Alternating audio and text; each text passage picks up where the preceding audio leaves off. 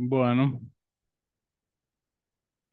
buenas tardes. Vamos a grabar hoy em, el origen del sujeto en psicoanálisis. Vamos a continuar. Este, estaba Edelstein proponiendo una reconceptualización del tiempo y el espacio a partir de la propuesta teórica de Lacan. Y habíamos descrito el tema del tiempo, eh, principalmente de lo del futuro anterior, y ahora eh, nos íbamos a adentrar con el tema del espacio.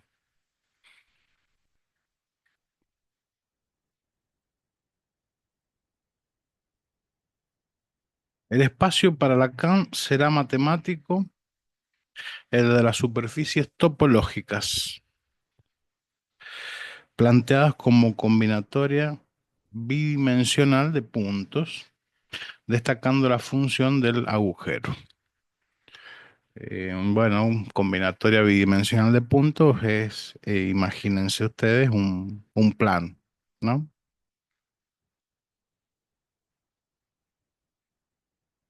Em, un plano curvo, para ser más generales en, en, en relación a la topología, que es lo que va a abordar aquí Eiderstein.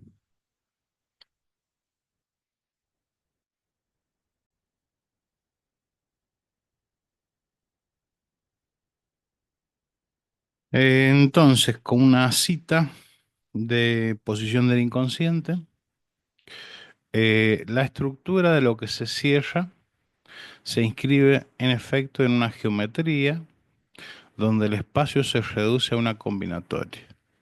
Es propiamente lo que se llama un borde. Bueno, como siempre, Lacan, siendo muy esquivo en su ganas de darse a entender, ¿no? Pero la cita es para dar cuenta de lo que acaba de decir Eidelstein, ¿no? Em, Superficie topológica, es decir, que estamos en el área de las dos dimensiones, ¿no? Em, por lo tanto, em, el sujeto se aborda, eh, las dimensiones del sujeto son dos. Eh, Se aborda como una superficie, ¿no? Este, para abordar eh, en topología el tema de la superficie, hay algunas superficies particulares que utiliza en la topología Lacan, que es la botella de Klein, em, la banda de Moebius, el toro, em, también, eh, em, también el otro, que me estoy olvidando, ya me voy a acordar. Bien, en cuanto a la concepción freudiana del espacio, más precisamente en la llamada segunda tópica, yo, ellos, super yo, consciente, inconsciente, preconsciente, ¿no?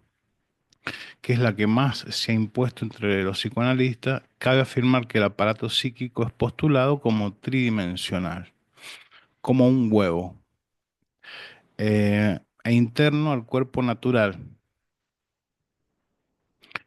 tridimensional e interno al cuerpo natural, es decir, está trabajando con lo real, en el sentido del realismo, ¿no? Em, Podríamos ubicar al yo. podríamos ubicar, sí, yo, super yo y ello en lugares del cerebro, por ejemplo, ¿no?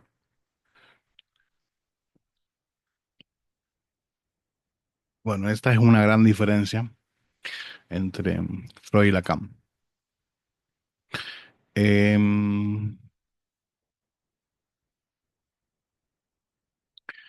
de las zonas erógenas serán importantes los bordes de la piel de los agujeros. Estamos describiendo la concepción freudiana, ¿no? De las zonas erógenas serán importantes los bordes de la piel de los agujeros del cuerpo anatómico, pero solo por la gran sensibilidad nerviosa de sus márgenes. En el modelo lacaniano, el sujeto es significante y el espacio que le corresponde es bidimensional. En el modelo lacaniano, el espacio que le corresponde al sujeto es bidimensional.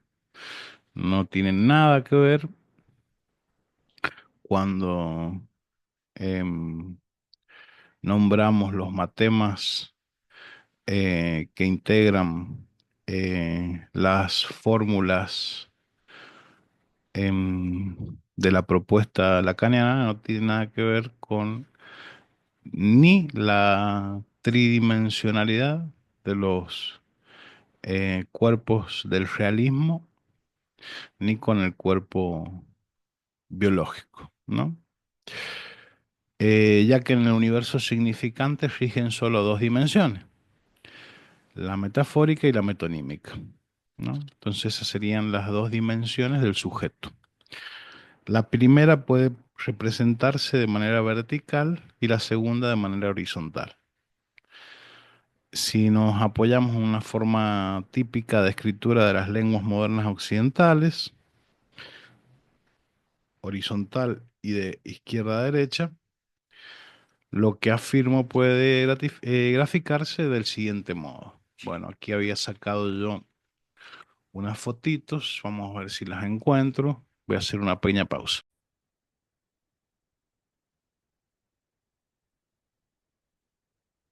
Bien, em, puede graficarse del siguiente modo. Va a hacer referencia al espacio de la superficie que le corresponde al sujeto, de las zonas erógenas y de la diferencia en este sentido, ¿no? De dimensiones entre la propuesta de Freud y Lacan.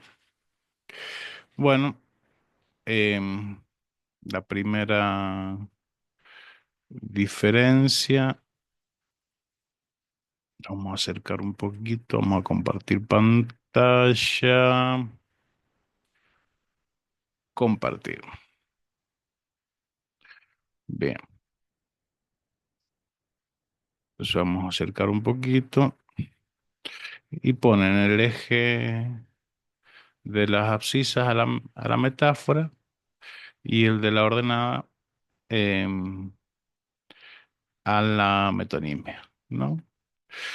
Em, bueno, también es posible tabular las diferencias entre ambos en su conceptualización del tiempo. Sí, aquí también. Eh, en Freud, trauma infantil, pasado 0 a 5 años, y lleva una flecha del tiempo que va del pasado al futuro, maduración sexual, 10 a 12 años, ¿no? En cambio, en Lacan, em, el segundo significante, tenemos el bucle S1, S2, ¿no? En posición de causa del primero, ¿sí?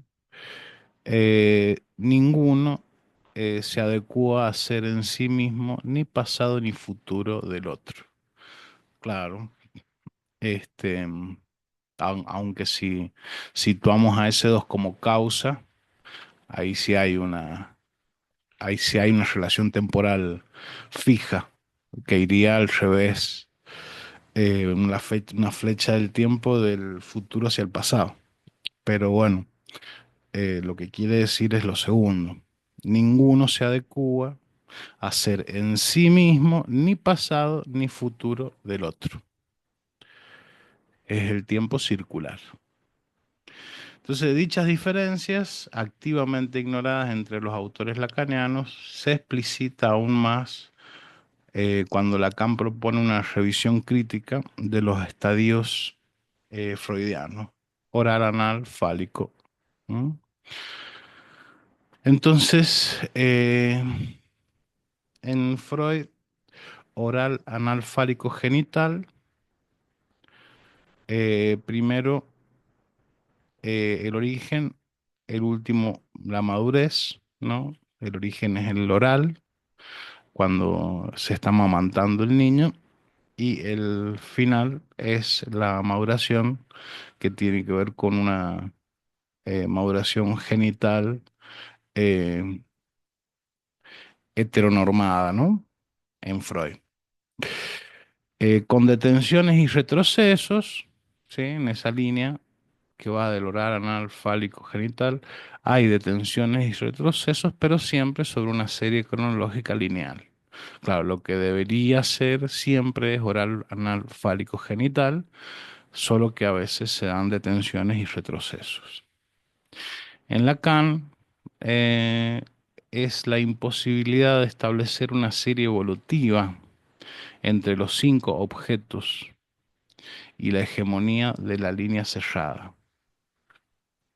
Entonces, oral anal fálico, escópico, super yo. Em, eh, Me parece que uno, a donde está super yo, estaría invocante. Me parece que puede ser una falla del dibujo, pero bueno, ya vamos a ver. Otro ejemplo de la utilización por parte de Lacan del tiempo circular son las operaciones de alienación y separación, a las cuales ya me he referido, a las cuales ya me he referido. em, Chan, chan, chan, chan. Bien, vamos a poner en pausa un segundo.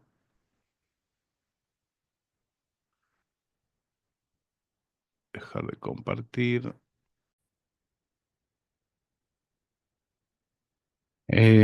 Las operaciones de alienación y separación, a las cuales ya me he referido brevemente y que fueron divulgadas por sus discípulos en términos evolutivos.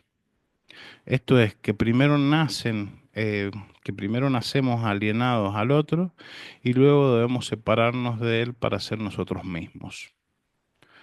Em,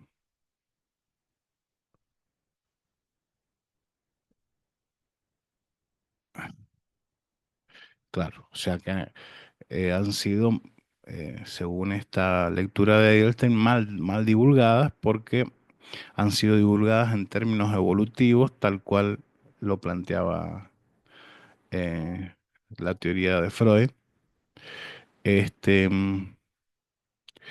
y más o menos se sintetiza así, ¿no? Que primero nacemos alienados al otro, en el sentido del otro con mayúscula, y luego debemos separarnos de él para ser nosotros mismos. Claro, nosotros sabemos por Lacan que no hay un nosotros mismos, em, porque por la presencia del lenguaje y de la barradura que atraviesa al otro y al sujeto, eh, nunca hay una conciliación de, del sujeto consigo mismo, ¿no? Entonces, lo que hay es un campo de batalla, ¿no? Este, entre las identificaciones y los ideales, em, los significantes que aparecen representando al sujeto, pero que inmediatamente a través del juego metonímico eh, dejan de representarlo. Eh, es un campo de batalla que en el caso de una persona, digamos, que sufre, que no sufre tanto, que tiene una vida más o menos equilibrada, bueno, no es un campo de batalla eh, furtivo, digamos, pero este, el principio sería ese, ¿no? Em, Lacan notablemente las plantea en un sentido contrario. Y ahí va a citar a Lacan, dice, no es pues que esta operación tome su punto de partida en el otro, lo que hace que se las califique de alienación. La alienación es efecto del advenimiento del sujeto dividido entre dos significantes y su localización en el intervalo entre ellos, impidiendo ser uno u otro. Es una operación que establece que no se puede ser uno mismo, lo que Lacan designa como falta en ser, manquetre y como factor letal del significante. ¿Bien? No se puede ser uno mismo porque no hay un significante que represente al sujeto, sino que siempre está en el intervalo de los significantes, ¿no? Este, está haciéndose representar por uno cuando empieza a ser representado por otro, ¿no? Y es una metonimia constante. Eh, bueno, hay que diferenciarlo del caso de la psicosis porque en el caso de la neurosis, el fantasma le da un marco en donde permite que no se infinitice esa metonimia, ¿no? Que tenga cierto límite, ¿no? En, en- en una respuesta que eh, ha podido venir del otro en función de la metáfora paterna a esa pregunta que me quiere, ¿no?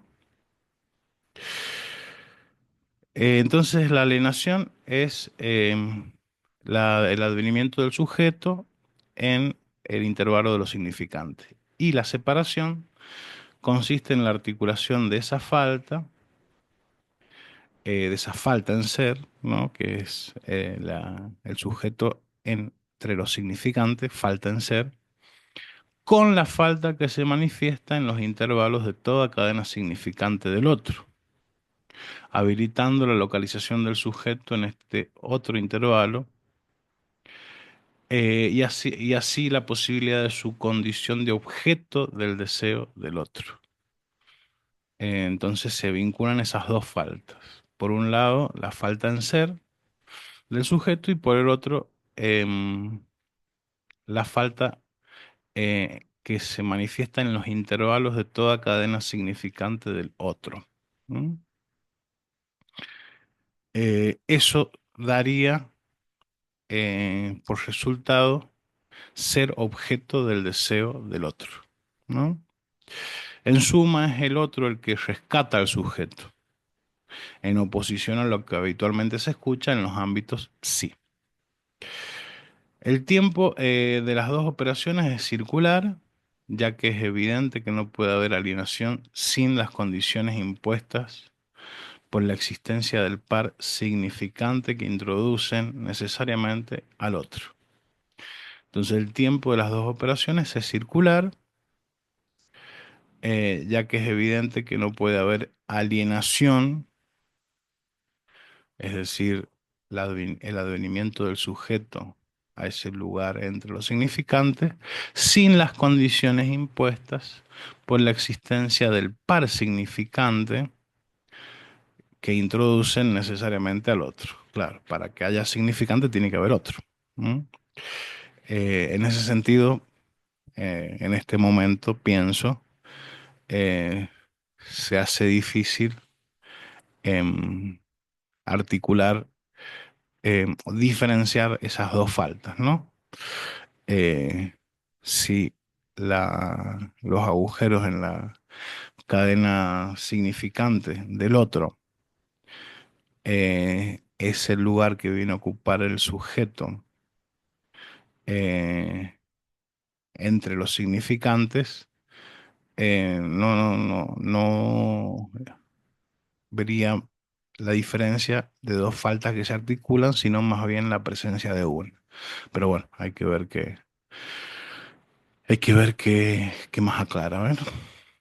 Dice Lacan lo enuncia de la siguiente forma. Claro, acá estaría buenísimo poder decir, y ahora lo aclara Lacan, pero como de costumbre, no lo va a aclarar para nada. Dice, Lacan lo enuncia de la siguiente forma. Aquí yace la torsión por la cual la separación representa el regreso de la alienación. Esa es una cita de Posición del Inconsciente. En relación al agujero espacial, cabe distinguir la siguiente forma, de la siguiente forma las concepciones de Freud y de Lacan.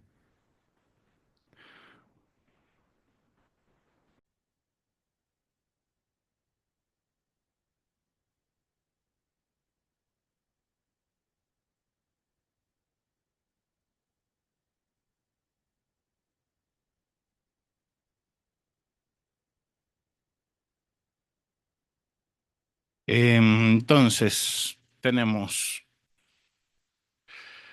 el hueco del cuerpo, la zona erógena y lo que le interesa a Freud es la inervación de el borde, ¿no?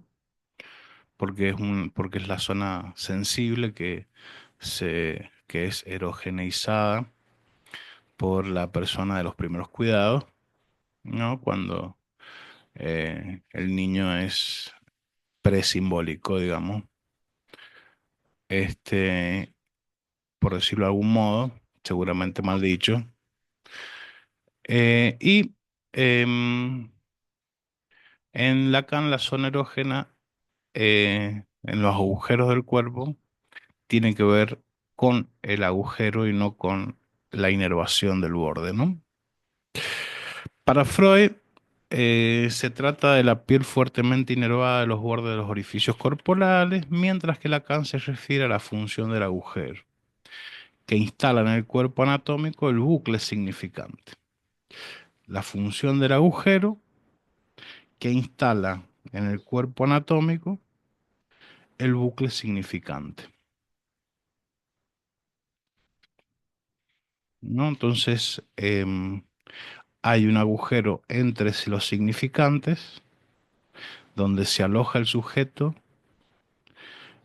que es también el agujero de la cadena significante entre uno y otro significante, y esa analogía entre los agujeros del eh, bucle significante y los agujeros del cuerpo es lo que le interesa a Lacan para hablar de zona erógena, ¿no? Será el agujero topológicamente planteado en los últimos seminarios de Lacan el que, con más precisión que el intervalo significante, cree em, y aloje la nada de la creación ex nihilo en la cadena borromea. Será también lugar de la creación y del torbellino devorante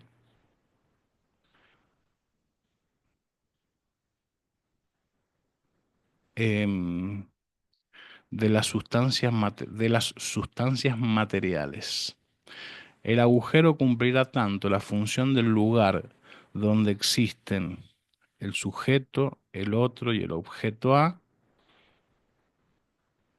como donde se disuelve la función material de las sustancias tridimensionales para el parletre o el hablante ser.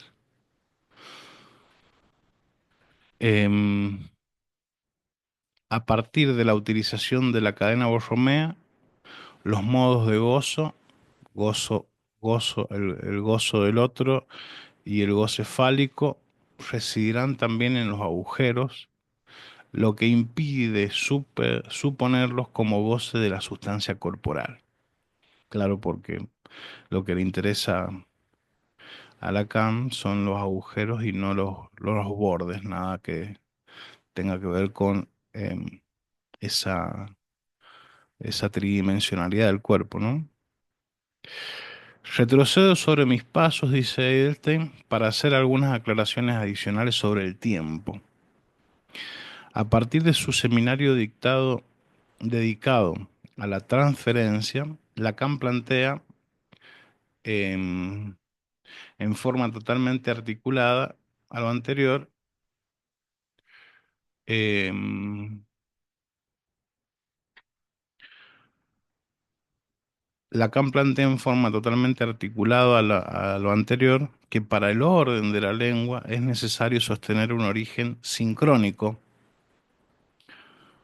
de todos sus elementos, el cual no debe confundirse con la simultaneidad. A mi entender, el modo más explícito en el que lo propuso es el siguiente. Y ahí viene una cita también pequeña, dice, es otra cosa en eso que hay de inaugurar. Se inserta en esta dimensión que el lenguaje instaura como sincronía, que no es de ningún modo confundible con la simultaneidad. Sí, bueno, pero no aclara la diferencia. Simultáneo hace referencia a dos sucesos que ocurren en el mismo instante cronológico.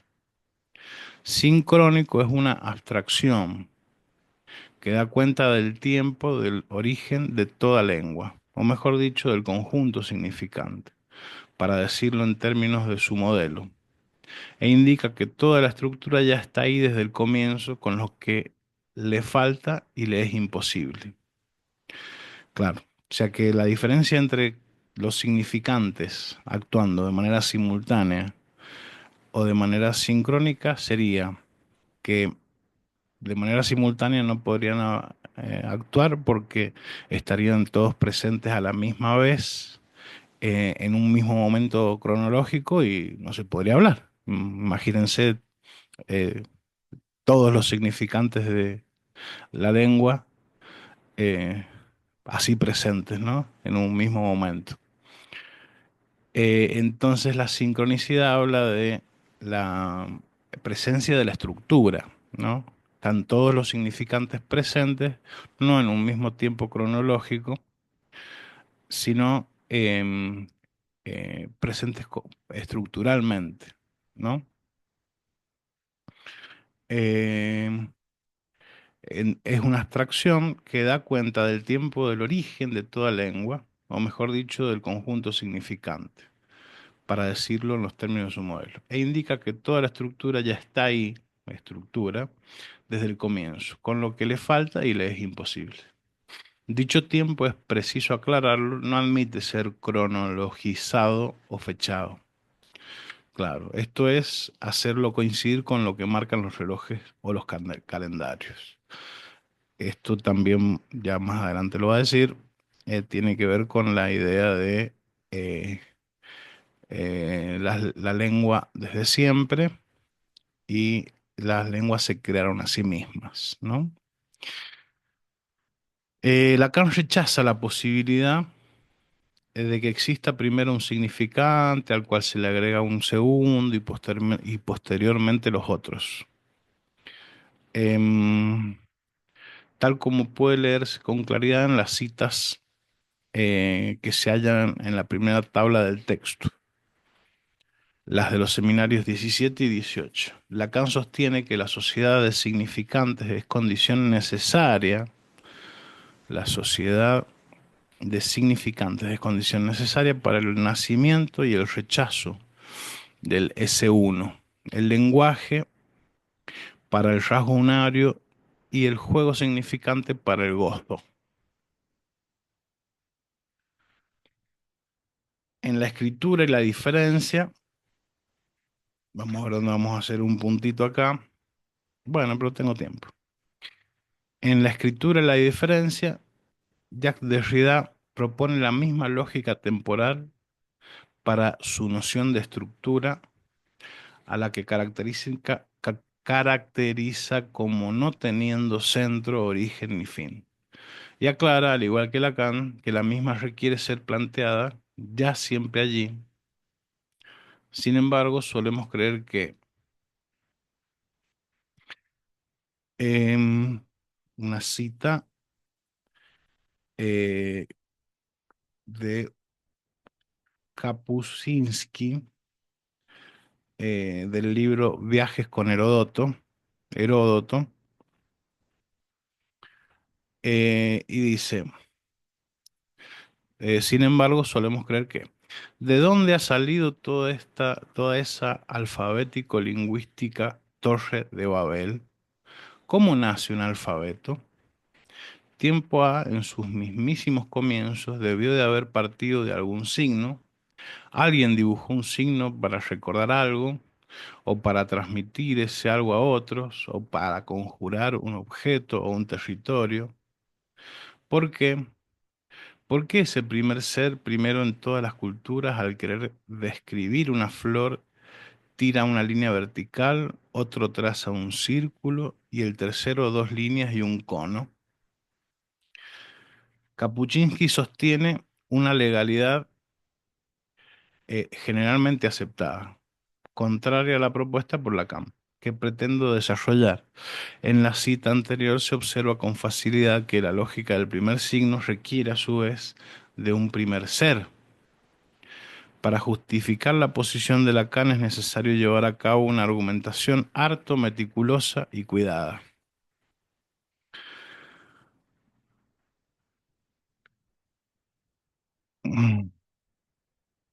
Bien, también resulta preciso aclarar lo que podría presentarse como una contradicción en cuanto a su conceptualización sobre el tiempo, por su circularidad y por su comienzo absoluto. Bien, avancemos un poco más con los argumentos. El tiempo debe ser considerado circular, con la lógica del futuro anterior. Para toda experiencia del discurso, entendido bueno, el tiempo debe ser considerado circular con la lógica del futuro anterior. Esto, en un ejemplo, sería, voy a análisis, cuento algo significativo eh, de mi historia y a la luz de una interpretación, esto puede significar algunas sesiones o muchísimas sesiones, ¿no? Pero bueno, a la luz de alguna interpretación, eh, ese, ese hecho relatado de un pasado en el tiempo lineal cambia y entonces ahora eh, este hecho, esta interpretación en combinación con ese hecho relatado del pasado hace que eh, cobre otro sentido ese, ese supuesto hecho objetivo que yo relataba, ¿no? Entonces, el tiempo debe ser considerado circular. Eso es lo que quiere decir futuro anterior, con la lógica del futuro anterior. Para toda experiencia de discurso, entendido en el sentido de que le asigna a Lacan como lazo social, en el que los participantes son considerados hablan seres. Ahora bien, el, al referirnos al origen del lenguaje y del sujeto hay que aceptar un comienzo absoluto. Entonces ahí aparece lo paradójico que estaba hablando recién, em, que a pesar de que el tiempo es circular, em, a la hora de referirnos al origen del lenguaje y del sujeto, hay que aceptar un comienzo absoluto, sincrónico, no fechable, que implica el ya siempre allí. A continuación, propongo abandonar aquellas teorías científicas ya antiguas, superadas, utilizadas por la gran mayoría de los psicoanalistas, aún sin saberlo, y adoptar un modelo científico en vigencia, requerido para dar cuenta del comienzo absoluto de la lengua, del otro y del sujeto. Lo considero una maniobra epistemológica imprescindible para la resolución de contradicciones internas al psicoanálisis. Bueno, vamos a llegar hasta ahí, eh, y después vamos a seguir subiendo. Esto es El origen del sujeto en psicoanálisis de Alfredo de Egerte. Muchas gracias.